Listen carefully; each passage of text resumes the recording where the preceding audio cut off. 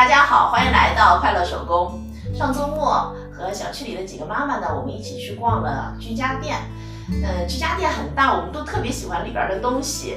那我呢看中了一款围裙，当时呢我就想买，然后等结账的时候呢，旁边的妈妈就跟我说了：“你这围裙这么贵啊？”然后我看了一下，我的价格给看错了。那个围裙我以为是30，其实它是300。我突然就觉得这围裙是挺贵的哈。然后就这么简单的2块布，他们愣能卖300。后来我就把它放回去了。我想这个也简单，能自个儿做吧。今天呢，我就在家里想把这个围裙给做出来，顺便呢也把这个围裙的制作方法分享给您。首先呢，和大家解释一下围裙的图纸画法。这个呢是前片，我们呢画一个宽度28.5厘米，长度45.5厘米的长方形。然后呢，根据这些数据，我们把这些点呢给定位出来。定位好点以后，我们用线段呢把它给连起来。那连好以后，就是围裙前片的轮廓了。那接下来和大家解释咱们这领口的画法哈，和传统的领口画法呢不太一样。这个点到这儿的距离呢是9.5厘米，那这个点和这儿连成直线。这个点到弧线的距离呢是1.7厘米。我们定位好这3个点以后呢，用弧线把它连起来，这个就是前片的领口了。前片呢是2片哈，中间呢这儿是分开的。那后片呢，咱们是一整片的。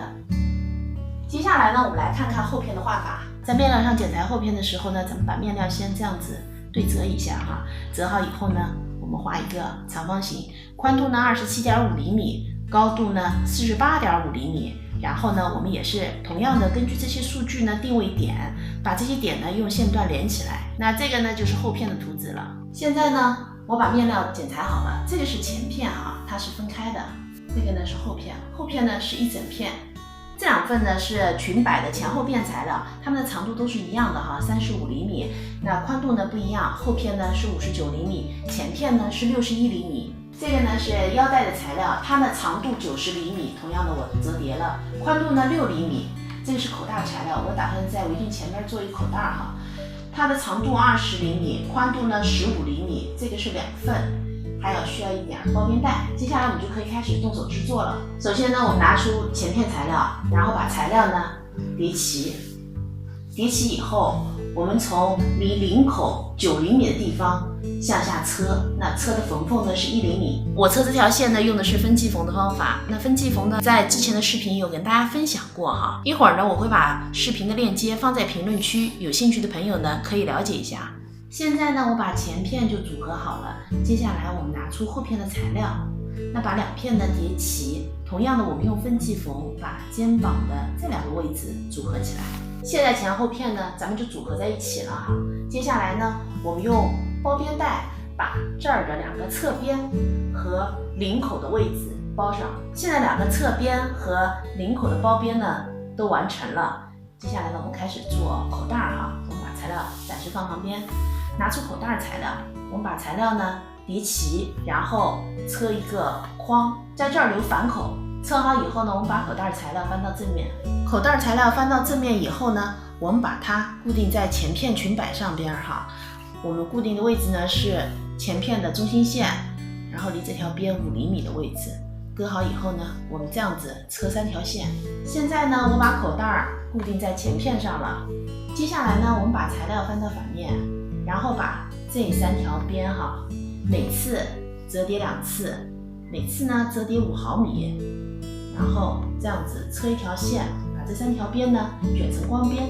同样的哈，我们把后片也是这3条边呢卷成光边。现在呢，我把裙摆的前片、后片这3条边呢都卷成光边了。接下来呢，我们把裙摆和刚才我们做好的上身组合在一起哈，我们前片和前片连，后片和后片连。现在呢，围裙的裙摆和咱们的前后身呢已经连接好了。接下来我们拿出最后一块材料哈，这块是做腰带的。我们把这块材料呢对半剪开，做成2根90厘米长的腰带。围裙的2个腰带呢车好了。那车好以后，咱们这个腰带呢是1厘米的宽度，90厘米的长度。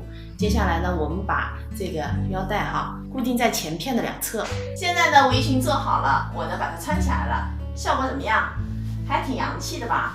我感觉我自个儿穿这围裙跟米其林大厨似的。今天这个围裙呢，用了1米的面料，我这个面料呢，门幅是1.4米哈，因为面料有富裕，所以做的时候呢，上身和裙摆我是对条子做的，后片也是哈。之前呢，分享给大家很多简单的手工制作，有居家类的包啊、帽子。那下半年呢，会有更多的童装制作，我想通过视频分享给您。童装呢，基本上都是我自己给我们家女儿呢制作过的。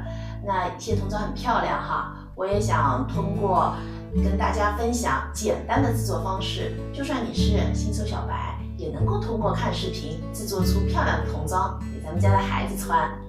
这期视频内容呢就是这些了，感谢您花宝贵的时间来看我的视频，记得要帮我长按点赞，给我的视频一个强烈的推荐。咱们下期